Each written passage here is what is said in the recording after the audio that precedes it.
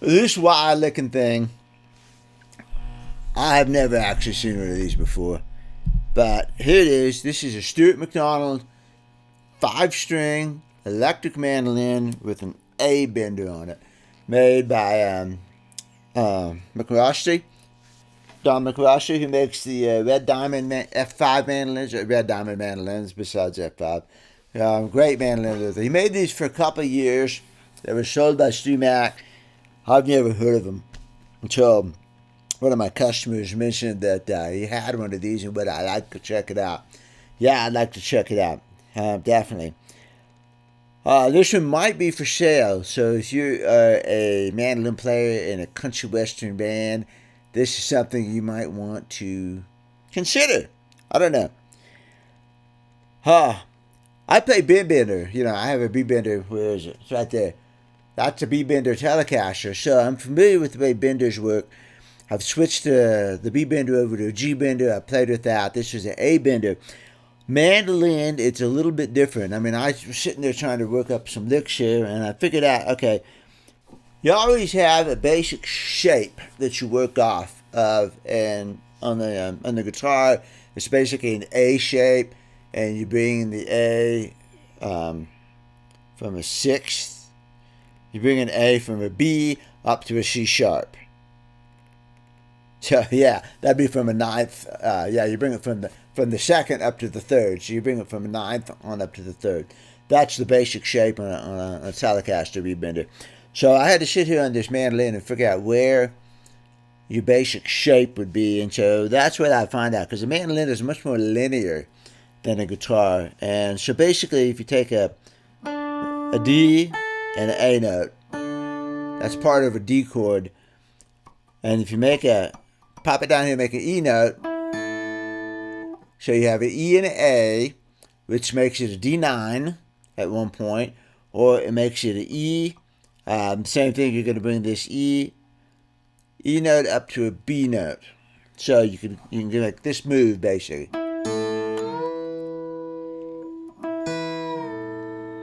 So, you got an E. You could play a G on top of that. And then you would have an E, an A, a G. That's a funny chord. But if you bring then the A up to the B, now you have an E minor chord.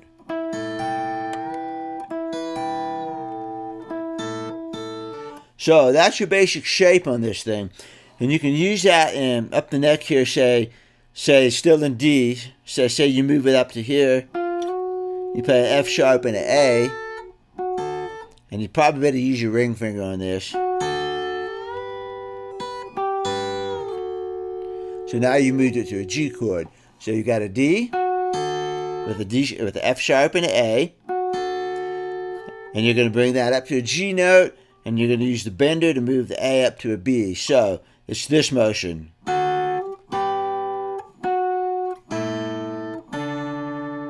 That sort of sound. So you can do that with the B bender, or the A bender, like this. So you better get your fingers ready in position. I prefer the slide rather than the hammer on. I have more control over the actual. I want them to go together. I want those two notes to go together for the most part. So I want the F sharp to go to it. My hand's backwards on the camera. The F sharp, I want to go half step to a G, but I want the A to go a whole step to a B. So I want them to move. Whew, this is tricky. You know what I mean?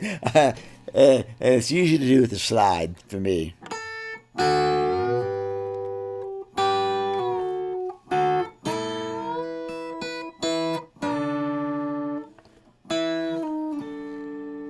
Or you could do it the other way, too. There's the E minor. That's kind of neat. You know, I'm taking the B, I'm taking the A. It's out of B, it's pre-bent. Drop it down to an A. I've got an E here, but this time I'm going to slide it up to the F sharp. So I'm going to make it from a 2. I'm going to make it from an E minor chord back down to the F chord, which would be a 2 minor down to a 1 if you wanted to. So I'm going to pre-bend, and then you could do it again. So there's a motion right there. There's something you could do.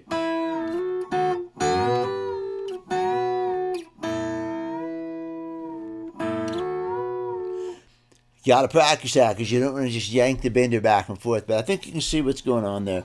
Let's see if I can get that smooth here.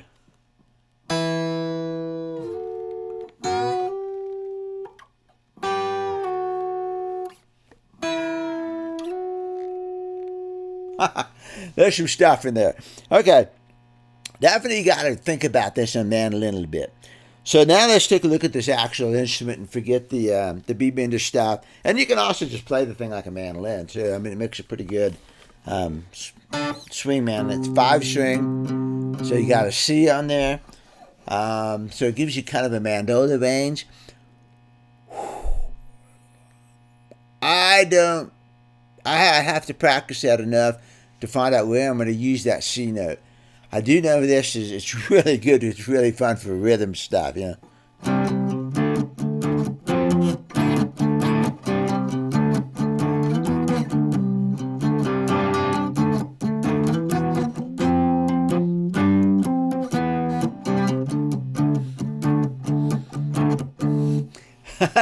Man, you can play rock and roll rhythm on that thing all day long. And it's really cool for that. So, you know.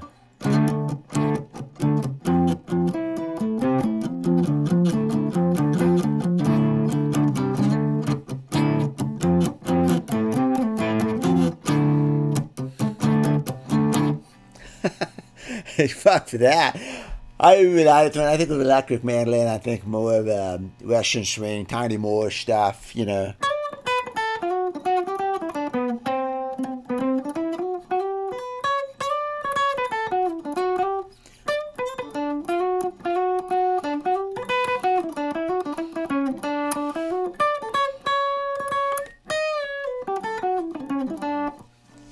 Panhandle Rag, something like that. You know, you could. I remember listening to Merle Haggard and thinking, "Gosh, that guitar player's high." and then I saw him in about, let's see, 81, and Tiny Moore was on electric mandolin, and then it just clicked. You know, I'd never really heard, or I'd heard it. I'd never seen an electric mandolin before, and so seeing Tiny Moore on electric mandolin, it's like, oh, okay, that's what that is. You know. And then, of course, Ricky Skaggs plays electric mandolin. Well, he's got a B bender. He's got an A bender, too. His is a 4-string, so as far as I remember. It looks like a little Telecaster. Personally, I would like the 4-string, but just because it's, you know, you got to think about how to use that C string. Anyway, but yeah, if I was going to get one of these, I definitely would go back and listen to Ricky quite a bit. His is a Glazer bender, and so he's pretty quick, you know, pretty quick. I feel like the whole purpose of the bender is to get the slow stuff like that. But whatever, you know, Ricky plays one, and etc. So electric mandolin, 5-string electric. This has several things. I'll be honest with you. There's a lot of things that I would change about this thing. The best thing about this mandolin, in my humble opinion, is in fact the bender. Now here's the back of this thing, and I'm going to get the strap out of the way so I can flip this. I have taken the back off so that we can see this. Here's the back, and it fits on the screws. And it's really, you know, it covers up really good. It's real nice. It's real pretty. It's really easy to take off. I took the screws off so that we could look at the insides of this thing and discuss it a little bit. So here's the insides. I'm going to close in on you, on the camera.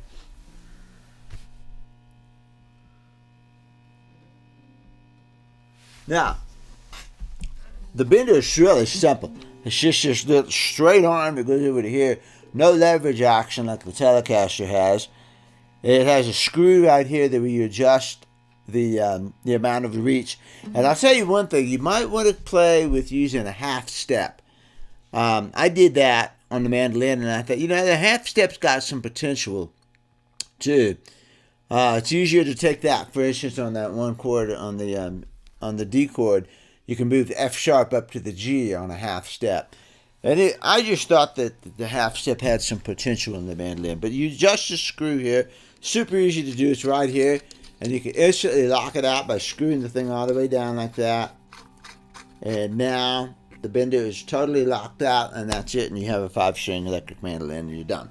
So, there's the bender. The pots are just standard volume and tone. We'll talk about those in just a second. The pickup is I don't know if it's a Barden or if it's another single blade pickup. The bridge on this thing is kind of a Les Paul style. It's a nice bridge in the fact that it's arched for the top right here. So it's not just a straight bar. It actually has an arch in it. And it was probably made for this mandolin. The bender mechanism is pretty cool in that it uses a hook right here. My Telecaster uses a hole in it, and you put the string through the hole, which is fine. But this is nice, and it's probably easy to change and everything. It's just a different sort of thing. I'm sure you had patents to deal with and things. And the bender mechanism was great. This volume and tone, simple. So that's the mandolin. Now let's talk about my critiques of this thing. So again, the best thing about this thing is, in fact, the B-bender. The B-bender is, I'm sorry, I keep calling it a B-bender. The bender is pretty cool. It's a nice mechanism. It's intelligent. It's super easy to adjust. You can adjust it precisely. So here's my critiques of it. The pickup. Let's just say this. The overall sound of this thing is so trebly. I have the treble rolled off all the way right now just because it hurts my ears. I mean, I have hearing aids, and it distorts my hearing aids. The treble is so sharp. I have the amp. I have the treble all the way down on the amp. And this is a big amp over here. I'm using a Fender Mustang 3. It's got a 12-inch speaker in it. And I chose it over all my other things because my others were, I have a Tweed Champ, I have a Blues Junior, I have a Super Champ XD.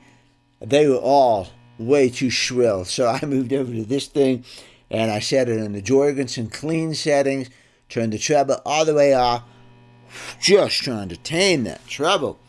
And last night I spent some time working with the pickup height because Bardens, I don't know if this is a Barden. I have not actually seen a Barden I have had opportunity to look at the back side of the pickup.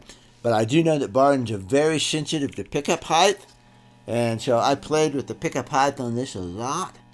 And basically what I have is the treble side way up and the bass side way down. It's not a good solution. And here's what happens to the tone on this thing. So let's turn the volume up. It's the balance on the tone here.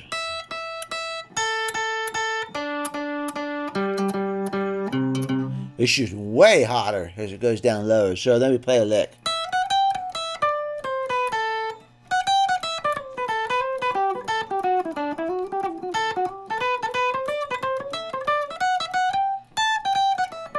That's the best I've gotten out of it.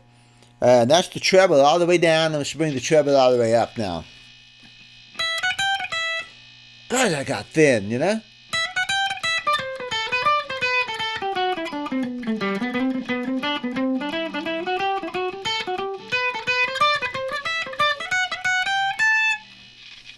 Treble all the way off.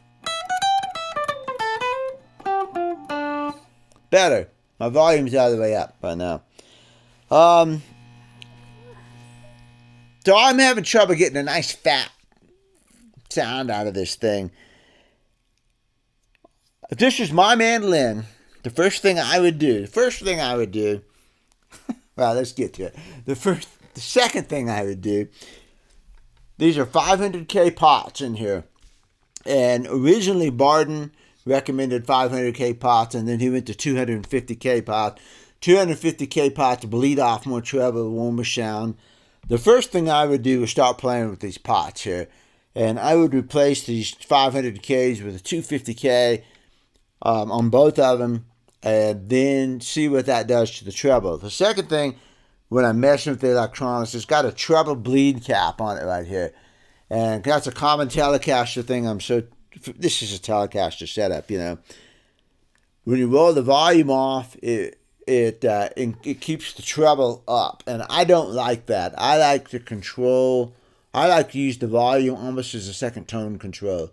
And when I roll the volume off, I want to have the trebles drop, and I want to control the treble with the volume a lot, so that as I roll it down, I want a fatter sound coming out of it. And this treble cap defeats that purpose right there. So one of the things I would do immediately is just snip that immediately and see if I like that. I'm looking to get more fatness out of that high E string. That high E string is so thin sounding to me. So I would start with that. If that didn't do the trick, I would start probably with the volume or the tone, one or the other. I would dump one of the 500Ks for a 250K and see what I thought about that. And if that moved in the right direction, I would drop the other one out of there, and I would switch both of these over to 250Ks and see if I like that. Then I would start playing with the tone, with the cap value on the tone. This is a 0.1. Yeah, it's a 0.01K, which is also, yeah, that's high. And I would play with that for sure after I switched to the 250s. So I would do that before I switched the pickup out. If all of that didn't work and get me a fatter treble, I would look at replacing that pickup. And this is an older mandolin. I forgot the years of these things. And I'm going to say it's the 80s. I've got the sheet over there. You guys can find it out. Maybe I'll put a little flag up here in the video. But I know we have better pickups now. And I would look in, even a double-bladed. I think this mandolin needs a humbucker sort of pickup in it. It needs something really fat. I'm not sure single coil is the way to go on this thing. I would look at something from Simmer Duncan. I look into one of the double blades, something like that. You think you need a blade. No, there's two options here. You think you need a blade because you got to cover 5 strings. There's not really any 5-string pickups out there. However, if I didn't like a double-bladed pickup on here, or some other pickup with whatever caps and pots that they recommend, I would look very seriously at having a custom-made pickup for this. Because this is a unique instrument, and you're trying to adapt a guitar pickup over to this thing, and that might not be the best solution. And it'd be simple for any decent pickup maker to drill 5 holes in a bobbin and stagger the pole heights if you wanted to, and make a custom pickup for this thing. Wind it with whatever that pickup maker, let that pickup maker do his deal. You could even use, at that point, then you would have so many options of using different magnets for the strings, which is a common Telecaster thing, because, in Telecasters, you're trying to tame the 2 top treble strings, the E and the B on that thing. Everybody wants a fatter treble out of that. So that's why I'm using my Telecaster experience to come over to here. So I want fatter trebles out of this. Because these are wound strings, and these are not wound. The E and the A are not wound, and the rest of the strings are wound. And so we're dealing with the same sort of thing that we are in the Telecaster there, Those unwound strings are a little thinner sounding. So anyway, with a custom-made pickup, which wouldn't cost you a whole lot of money, because I bet some pickup maker up there would have a lot of fun doing this.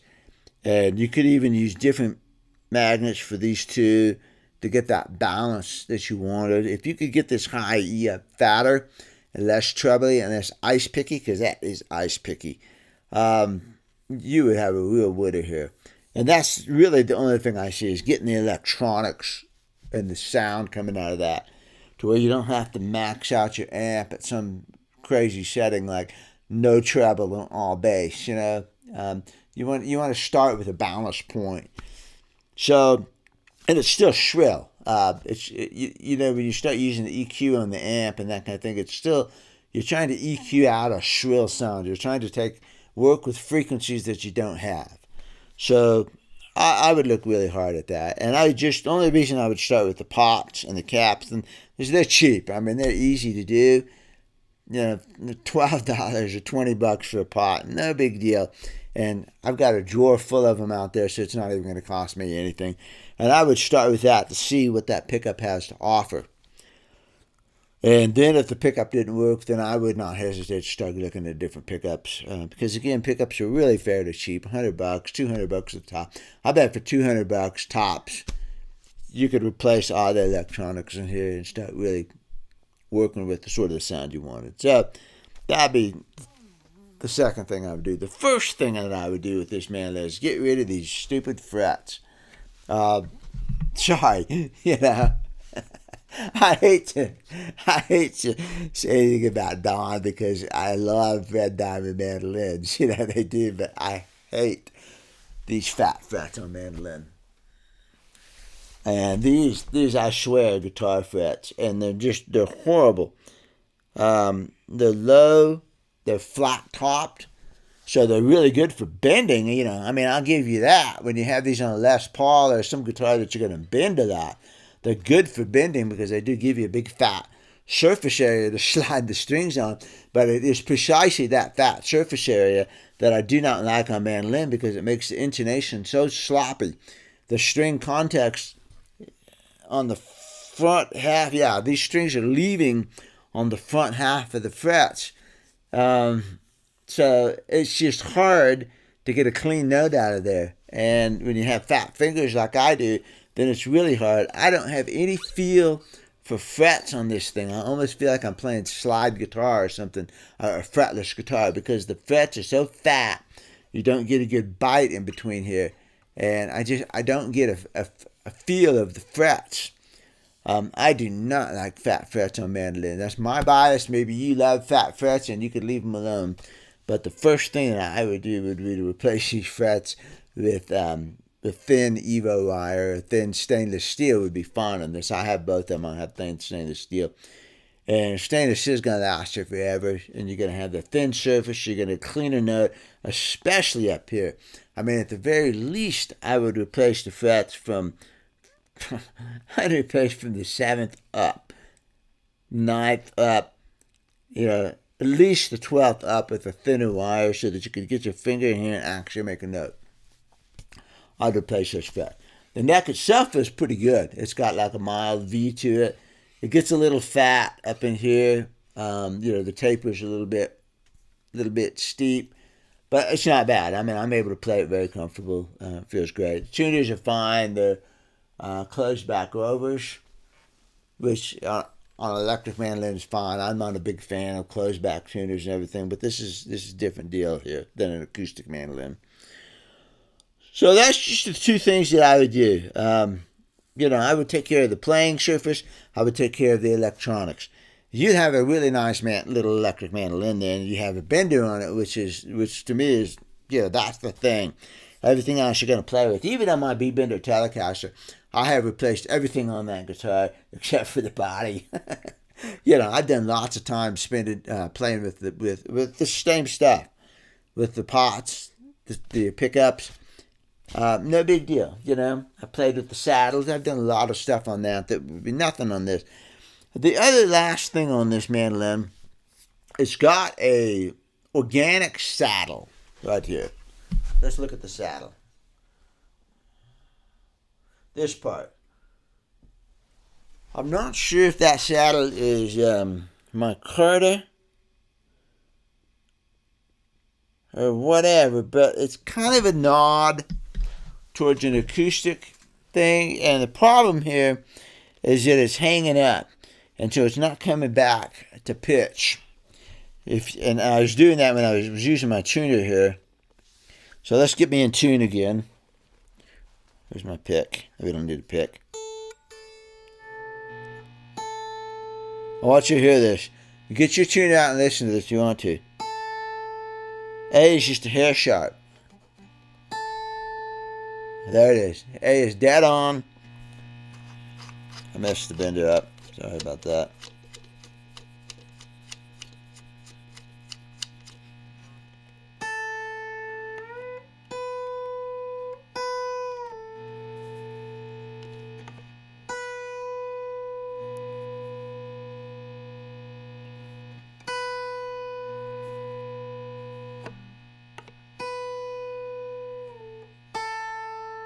Okay. The A is sharp right now. The A is one cycle sharp, one mark. And watch this. If I bend the string, I dropped it. So that doesn't happen on my Telecaster. I can bend, I can use a bender, and I can physically bend, and it comes back into pitch. Boom, boom, boom, every time. This one does not. So that tells me it's hanging up either at the saddle or at the nut. Probably at the saddle because that's where the string's rolling over. So the bender is pulling it over there and then it's catching it and not bringing it back here. I would look into replacing that. It's humming because the back's open. I would look into going with brass on that. Even if I use I would just do a whole brass saddle on that, so that the strings would slide a lot better over. That's my experience with the B bender on the Telecasters. You need that string to slide over there, and I will sometimes even put some lube on it, WD-40, Tri-Flow, grease, some sort of lube to make that thing come back. Now it's a much smaller motion on the B bender. This is a thin string. It's quite a bit of motion, so it's sticking a little bit. But you need to watch that and take care of that. I would go with metal. Probably. I would try metal at least, okay? So we're just slightly flat. There we are. Still a little sharp. And see, it's sharp. It didn't return back to the original pitch. It returned to a slightly sharp state.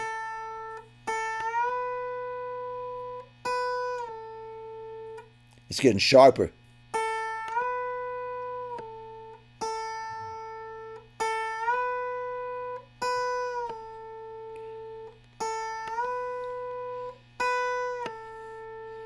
It's staying pretty steady at about 2 cycles sharp here.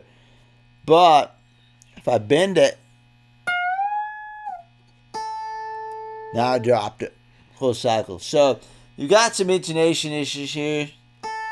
You need to watch. I'd probably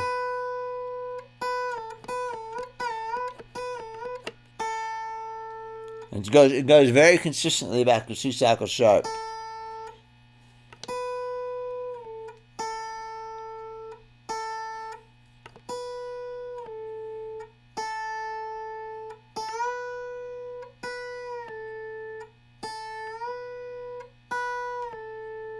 Okay, now it's staying there.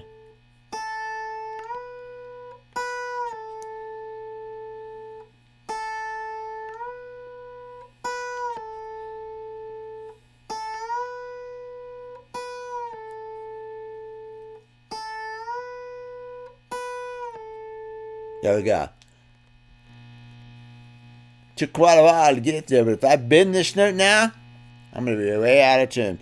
It's going back consistently to the same spot. So maybe some grease over here would help, maybe something like that. Chord doesn't like being pushed, okay?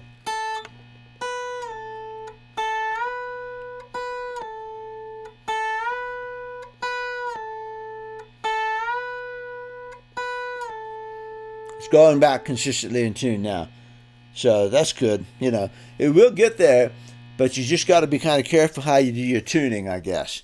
So there's 3 things that I would look at then if I was going to buy this thing. And I do think it's got some potential. I always look at the potential of an instrument rather than what it actually is. So, the potential in this thing, it's got a bender. The bender works. It's got a long throw. It's got a lot of potential there. It's got a lot of fun stuff that you could do if you were in the right environment to do this. I would work, first of all, and it might not bother you at all. You might pick this thing up and love it, and it suits you just fine. And you get, if you put a tube screamer on this or something, it might fatten that treble up.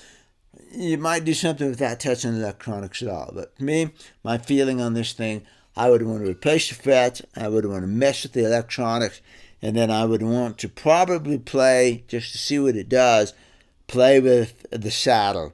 And if you went to a brass saddle on that, it might fatten it up immediately right away to where you wouldn't have to mess with the electronics.